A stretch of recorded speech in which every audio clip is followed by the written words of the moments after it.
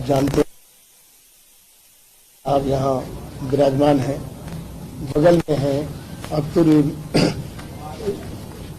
इमाम साहब जो MIM के प्रदेश के अध्यक्ष हैं। यहाँ बगल में आफ्ताब साहब जो जनरल सेक्रेटरी है MIM के। उसके बाद औसाफ लड्डन हमारे प्रदेश के अध्यक्ष हैं। इसके बाद पार्लियामेंट्री बोर्ड के चेयरमैन हैं स्टेट के, पूर्व विधायक राम कुमार यादव। परिचय मैं दे दिया आपको और मेरा परिचय देने की जरूरत नहीं है, आप जानते ही होंगे। तो सबसे पहले मैं आप लोगों से यही अर्ज करना चाहता हूं कि आज इस संयुक्त रूप से माननीय सांसद सह AIMIM के राष्ट्रीय सदर असुद्दीन ओवैसी साहब एवं मैं समाजवादी जनता दल के राष्ट्रीय अध्यक्ष संयुक्त रूप से आज की राजनीतिक परिस्थिति में मुल्क में त्रिध्रुवीय राजनीति की जरूरत है, ट्राइपोलर पॉलिटिक्स का।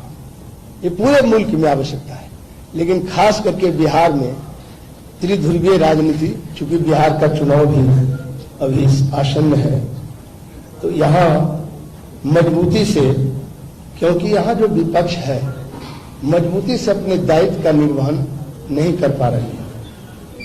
ये अफसोस है, अफसोसजनक बात है, और अपने कर्तव्यों को निर्वहन करने में विफल दिख रही है। इसीलिए हम लोग आज सांप्रदायिक ताकत, जितना पहले कभी इतना आक्रामक नहीं था जितना कि आज सांप्रदायिक ताकत, ये फांसीवादी ताकत आज आक्रामक है। पूरे देश में भी और बिहार में भी मॉब लिंचिंग हुआ, आपको मालूम है। तो हम लोग ये सोचते हैं कि इस स्थिति में सांप्रदायिक ताकतों को जो बढ़ावा मिला है वह विपक्ष के पुरुषार्थहीनता के चलते, विपक्ष में जो निर्भीकता से इस लड़ाई को ताकत से लड़ना चाहिए वो नहीं लड़ पाई। जबकि आज भी बिहार का ये विडंबना है, पूरे देश में 23 मार्च से लॉकडाउन लगा, अभी अनलॉकडाउन है पूरे मुल्क में, लेकिन बिहार में तो लगातार 30 वर्षों से लॉकडाउन चल रहा है। आप कहेंगे ये कैसा लॉकडाउन है? ये लॉकडाउन तो है ही कोरोना महामारी वाला। 30 वर्षों से सारे उद्योग बंद हो गए, चीनी मिल बंद हो गया, जूट मिल बंद हो गया, आपके यहाँ कटिहार मालूम है।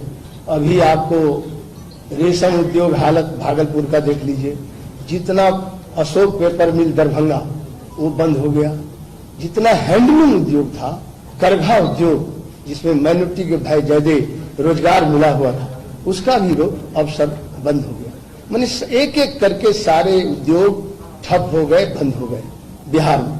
और मजदूर वहां से करीब 3 करोड़ से ऊपर बिहार के श्रमिक बाहर जाने के लिए, बाहर जाया रोजी रोटी के लिए बाहर जाकर कितनी जिल्लत, कितनी यातनाएं सही है कि जब कोरोना महामारी हुआ तो यहाँ आने के क्रम में 300 से ऊपर श्रमिकों की जानें गंवानी पड़ी।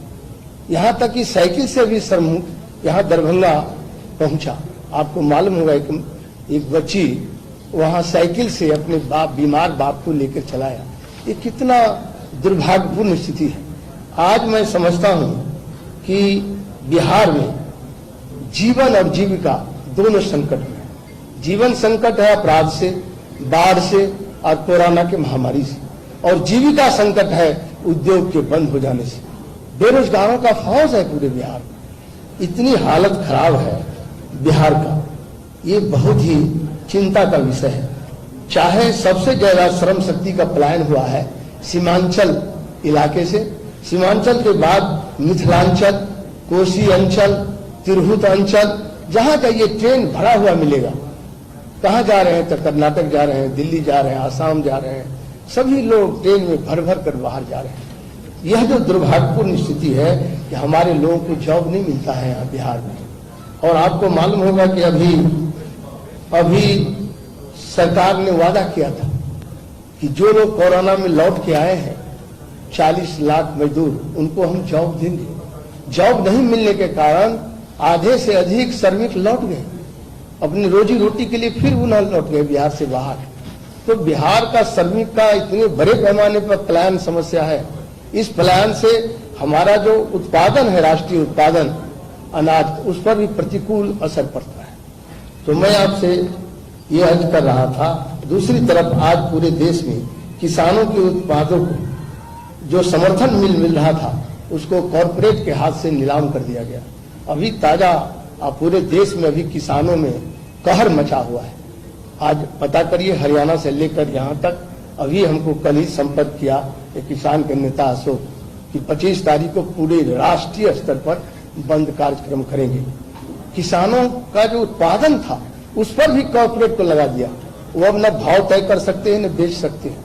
कॉर्पोरेट के मैंने उसको जो समर्थन मूल्य मिलना था, एमएसपी, वो भी अब उनको मुनस्सर नहीं होगा। तो किसान का भी हालत बदहाल है बिहार में। इसीलिए इन सारी चीजों को देखकर और जो मजदूरों में हाहाकार है, इस सब को लेकर के हम संयुक्त लोक जनतांत्रिक सेकुलर एक गठबंधन हम लोगों ने तय किया है। एक गठबंधन यहाँ बना है जिसका नींव अभी ओवैसी साहब रख रहे हैं। यह गठबंधन बिहार में नया विकल्प और बेहतर बिहार बनाने के लिए कटिबद्ध है, संकल्पित है। और यह गठबंधन बिहार में चुनाव को अपने अपने प्रभाव क्षेत्रों में पूरी मजबूती से लड़ेगी। इसीलिए लड़ेगी कि अपनी उपस्थिति दर्ज करके गरीबों का पलायन समस्या को लेकर, बेरोजगारी की समस्या को लेकर, भ्रष्टाचार को लेकर, शिक्षा का गिरता हुआ स्तर को लेकर, इन सब सवालों को उठा करके मजबूती से उसका आवाज वो बनेगी। इस गठबंधन का दूसरा विजन है व्यवस्था परिवर्तन करने का। जैसे हर प्रकार का गैर बराबरी, सामाजिक, राजनीतिक, सांस्कृतिक, धार्मिक, जितनी गैर बराबरी है उसके खिलाफ मुखालफत के लिए प्रतिबद्ध है ये जो हमारा गठबंधन है। बिहार चुनाव तो मात्र एक पड़ाव है। यह बिहार से अपनी मजबूती दस्तक देगी। आगे मुद्दा आधारित आंदोलन के लिए यह गठबंधन प्रतिबद्ध है, संकल्पित है, कमिटेड है। इस गठबंधन को प्राथमिकता रहेगी वंचित समाज जो मुख्य धारा में नहीं है उनको मुख्य धारा में लाने का, और अपराध मुक्त, भ्रष्टाचार मुक्त, पलायन मुक्त और शिक्षा में सुधार, बेरोजगारों के लिए अवसर पैदा करना, किसान मजदूरों उसकी कृषि उत्पादन को वाजिब हक दिलाना। संयुक्त जनतांत्रिक सेकुलर गठबंधन यूडीएसए, यूनाइटेड डेमोक्रेटिक सेकुलर अलायंस, और यह व्यवस्था परिवर्तन का अभियान आंदोलन केवल बिहार तक नहीं सीमित रहेगा, पूरे देश में यह अभियान चलेगा।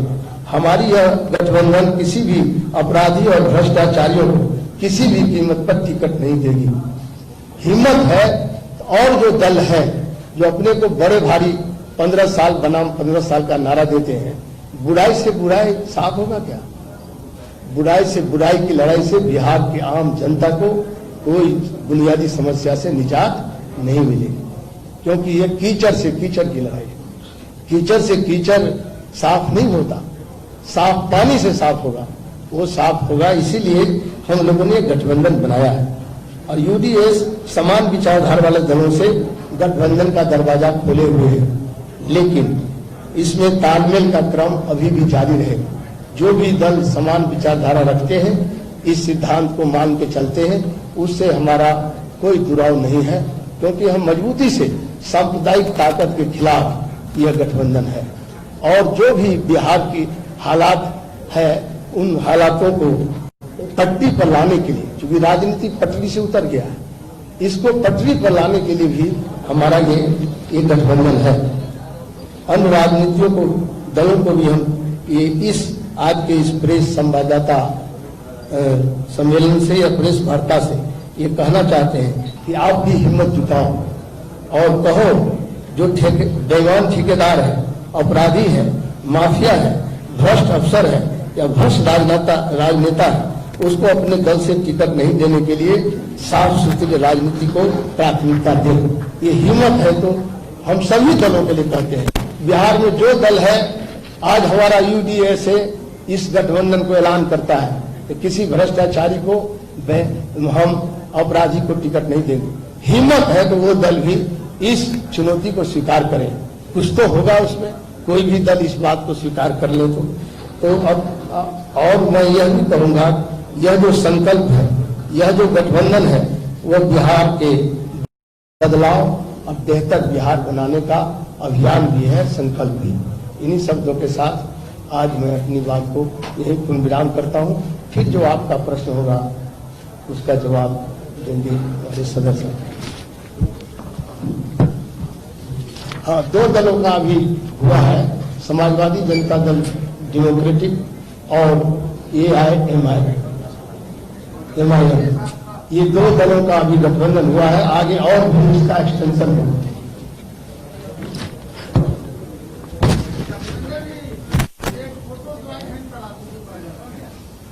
ये वाला मीडिया को यही चाहिए ना, खड़े हो जाते हैं साथ, उसी से हो जाएगा।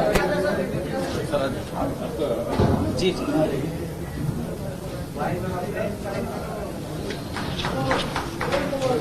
हाथ उठा लेते हैं, लगाना है इसीलिए हाथ उठा रहे हैं।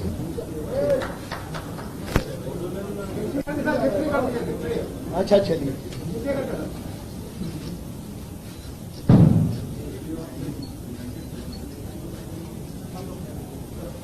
Thank you.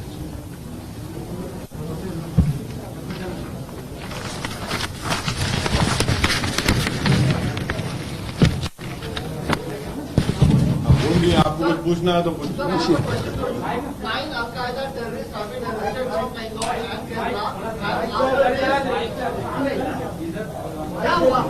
आपको माइक का हेल्प चाहिए?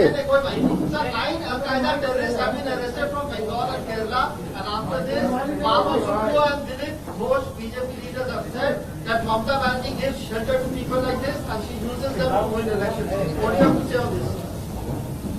I have also read in the newspaper that the NIA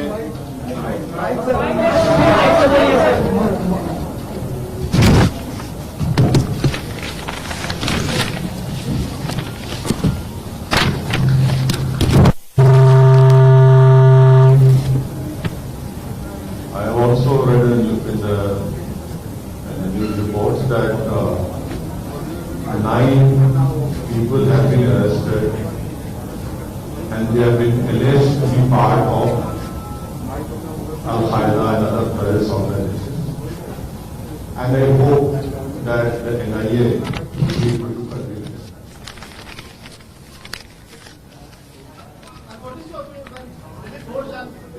No, you see, I cannot speak for other political parties.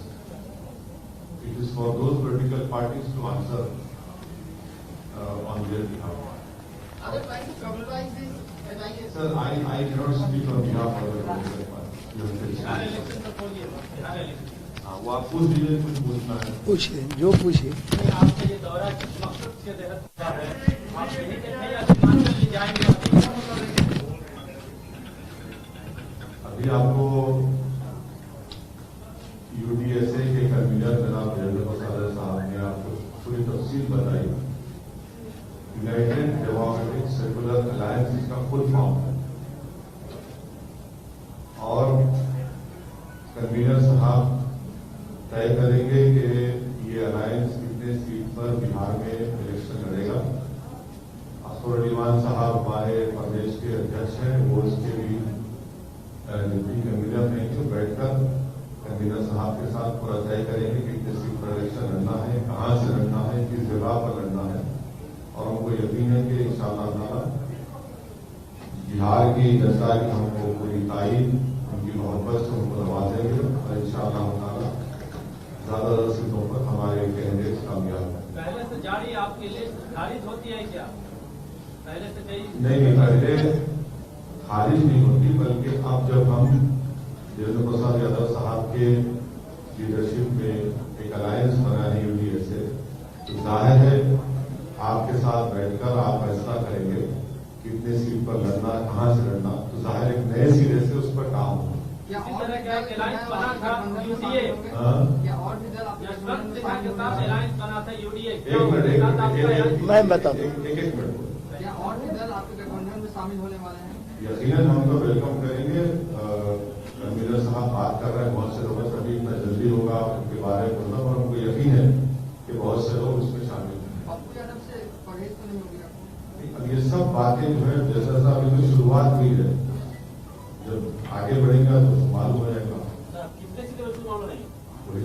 से कहा हमने कि बैठकर बातचीत करके सीट का कितने सीट लड़ेंगे, कहां से लड़ेंगे, वो पूरा आपको बताया जाएगा। सर, आप हमेशा SC/ST की बात करते हैं, SC/ST को कितनी सीट मिलेगी आपके यहाँ से? अभी आपके स्टेटमेंट में आपने सुना होगा कि वंचित समाज को कौमी धारे में लाना बहुत जरूरी है। यकीनन उसके बाद में जो कॉन्स्टिट्यूशन रिक्वायरमेंट है, इतना जल्दी आपके सामने कोई पार्टी कन्वीनर के अलायंस की कोई सीट का तो जिक्र करना कोई पार्टी नहीं करती है। देखेंगे बिहार में SC/ST समाज के कितने प्रतिशत लोग आपके साथ होंगे? क्या लगता है, कैसा काम हुआ है, आप पर कैसा विश्वास है उनको? अब देखिए, कोई पॉलिटिकल पार्टी ये नहीं, कोई हमारे साथ नहीं, बराबर बहुत ज्यादा तादाद में हमारे साथ है और उनको पूरा यकीन है, क्योंकि एक सीनियर पॉलिटिकल लीडर हमारे साथ है जिनकी जिंदगी पॉलिटिकल शुरुआत ही खुद उसी समाज के अपलिफ्टमेंट के उसके ऊपर हुई है। यकीनन इंशाअल्लाह बहुत अच्छे तरीके से हमारे साथ आएंगे और उनको साथ लेके चलेंगे। सर, नीतीश कुमार बिहार की सत्ता पर 15 सालों से काबिज है, विपक्ष से तेजस्वी यादव से कुछ बातचीत हुई थी आप नहीं, हमसे तो कुछ नहीं।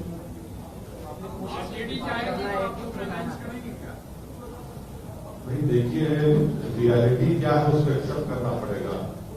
आप पूछकर बता दीजिए आप एडी से हमको। आरजेडी के लोग कहते हैं कि हमारा वोट काटने आ गए। हाँ, ये तो अब ऐसा है ना कि पार्लियामेंट इलेक्शन में कितने आरजेडी के जीते एमपी?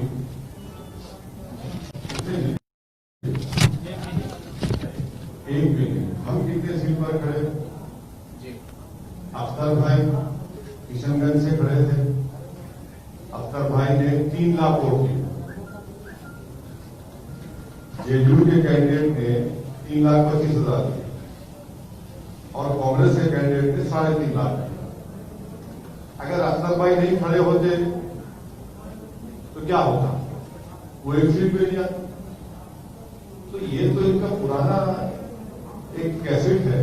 फिर एक इल्जाम है दूसरा मैं कहीं नहीं भाग रहा हूँ बाबा, कहा यही बैठे ना, तुम आपके सामने बैठे। दूसरी बात यह है कि 5 साल पहले गठबंधन के नाम पर वोट किया, सेकुलरिज्म के नाम पे वोट किया, ओवैसी को हमको बुरा बताकर वोट किया। अब आप बताइए कि नीतीश कुमार कैसे चलेंगे बीजेपी के साथ? जिन बिहार की जनता ने इनको वोट दिया उसको धोखा क्या इन तमाम पार्टी जिन्होंने नहीं दिया? हमसे पूछ के आपने गठबंधन तोड़ा था। तो ये अच्छा होता है कि तुम अपने ही गिरबान में झांक कर देखे क्या क्या गलतियां हैं तो बेहतर हो। बिहार में सेक्युलर पार्टी आपसे अलायंस करने से क्यों डरती है? उन्हीं इलाकों में जहां चुनाव लड़ना चाहते हैं वहां भी तो कम से कम अलायंस की गुंजाइश हो सकती है, तैयार होना चाहिए। मैं आपसे कह रहा हूं सर, उनको बता दीजिए हम किसी से नहीं डरते, हम इलेक्शन लड़ना चाहते हैं। अख्तरुल ईमान साहब कुछ दिन पहले आरजेडी से मिले थे, तो मैं भी एक्सपेक्टेशन है कि अख्तर भाई मिले थे, नहीं मिले थे, मिलते हैं, मगर इसको आप ये कहना कि मिले थे वो नहीं है, वो मुलाकात नहीं थी तो आप समझ रहे हैं।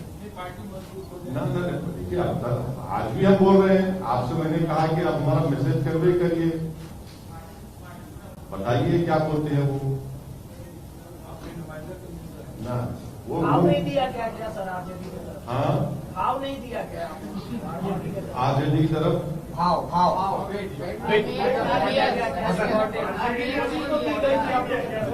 देखिए, नीतीश कुमार ने उनको भाव नहीं दिया, वो नीतीश कुमार को भाव नहीं दिए। इस तमाम चीज में बिहार की जनता को धोखा दिया गया था 5 साल पहले। बिहार की जनता का क्या कीमत है बताओ फिर आप?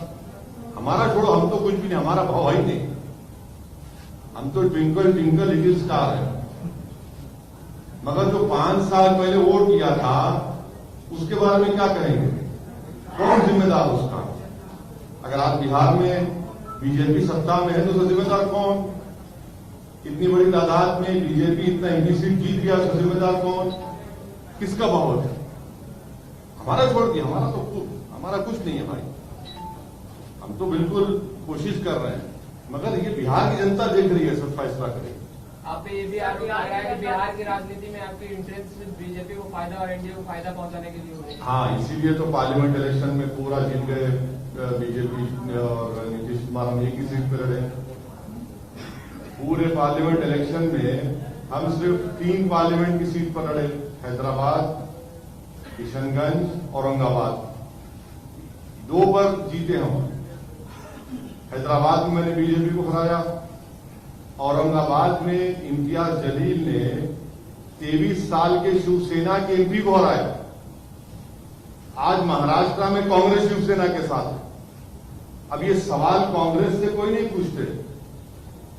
इल्जाम लगाना तो ऐसा है ना कि हमारा चेहरे पे लगा हुआ है शायद इल्जाम। लगाइए इल्जाम, को इतराज नहीं, मगर आवाम को, जनता देख रही है सब ये तमाशा जो हो रहा है, और जनता इसका अच्छा जवाब देगी।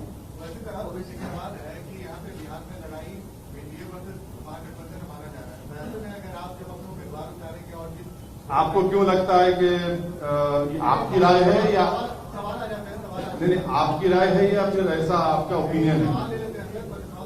हाँ, आप एक और गठबंधन बनाने की कोशिश कर रहे हैं, लेकिन जो वोट बैंक में आप लोग दावा करते हैं वो वोट बैंक तो महागठबंधन के पास अभी माना जाता है, तो कहीं ना कहीं वोटों का बंटवारा हो। महागठबंधन अभी रहा कहां? कौन सा महागठबंधन कह रहे हैं? कहां है महागठबंधन? और ये क्या ये कोई फ्यूडल है क्या कि हमारा वोट है वो आ नहीं सकता? जमहूरियत है। हम पार्लियामेंट इलेक्शन नहीं लड़े, फिर क्या हुआ उस वोट को? जो लोग आज ये सवाल कर रहे हैं उनको सोचना चाहिए कि पार्लियामेंट के चुनाव में क्या हुआ, जब तक पूरे देश में क्या हुआ। ये जो इनका जो फ्यूडल एटीट्यूड है ना कि हमारा वोट, अरे भाई क्या जनता है, ये जमहूरियत है, डेमोक्रेसी है, जिसको चाहे वोट डालेगी नहीं डालेगी। हमारा वोट क्या खरीद के रखा क्या आपने? आखिर चुनाव के वक्त ओबीसी को इतना बिहार का चिंता क्यों हो रहा है? अरे ये गलत बात है। सीमांचल में जो हम काम कर रहे हैं, कई मर्तबा हम वहां पर गए, बाई इलेक्शन में तो हमने कांग्रेस को हराया। थोड़ा सर्वे कर लो मेरे भाई, थोड़ा क्वेश्चन पूछने से पहले थोड़ा बैकग्राउंड चेक किया करो। बाई इलेक्शन तो हुआ ना, कौन हारा वाला? हम जीते ना।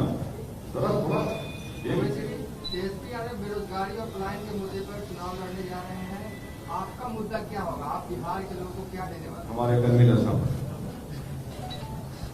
देखिए, हमारा बेरोजगारी, जो लोग बेरोजगारी के मुद्दा उठा रहे हैं उनको नियत से, ईमानदारी से उठाना चाहिए। हम लोग का बेईमानी वाला गठबंधन नहीं है। आप लोग जो पूछना चाहते हैं 15 साल बनाम 15 साल, ये बेरोजगारी निकलता है पार्टी में तो किसको रोजगार देते हैं मालूम है ना? हरियाणा से कि वहां से, राजस्थान से आ जाता है, पता है ना? नहीं, मैं सच, आप जो सवाल पूछ रहे उसको करो। रोजगारी का कोई वैकेंसी निकला था आरजेडी में, दोनों वैकेंसी बाहर चला गया। आपका अपना आगे क्या भरोसा है कि आगे क्या होगा? मेरा एजेंडा सीधा है भ्रष्टाचार मुक्त बिहार बनाने का, अपराध मुक्त बिहार बनाने का, और बाढ़ सुखाड़ का जो हम दंश झेल रहे हैं हर साल, उससे भी हम, बाढ़ सुखाड़ का अभी तक कोई निदान नहीं मिला। 15 साल बनाम 15 साल का जो लोग नारा दे रहे हैं, बार बार इसको आप लोग बोल रहे हैं। अभी भी हमारे एक मित्र बोले हैं कि नहीं, एनडीए में और यूपीए में इसी में लड़ाई है। ये बिहार जर्मनी का होटल नहीं है। हम जर्मनी गए थे, मिनिस्टर थे भारत सरकार में, तो वहां कहा कि डू यू लाइक कॉफी और टी?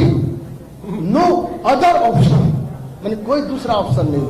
हम लोग नींबू पानी लेके कोरोना से भी मुकाबला करेंगे, इम्यूनिटी बढ़ाएंगे, बेरोजगारी का भी हल का समस्या आवाज उठाएंगे, और उद्योग को भी खड़ा करेंगे बिहार में, ताकि बिहार फिर से पुराना जो हमारा धरोहर था, उद्योग था, यहाँ औद्योगिक क्षेत्र था। यहाँ आपको मालूम है कि चीनी मिल था, 36 चीनी मिल था, 36 बंद हो गया। किसका कारण? आप रोजगार की बात करते हैं, 36 चीनी में कितना बेरोजगार हुआ होगा? 3 करोड़ से ऊपर लोग बेरोजगार हो गए। किसका शासन था? 15 साल बड़ा भाई का और 15 साल छोटे भाई का, यही दोनों का शासन न रहा।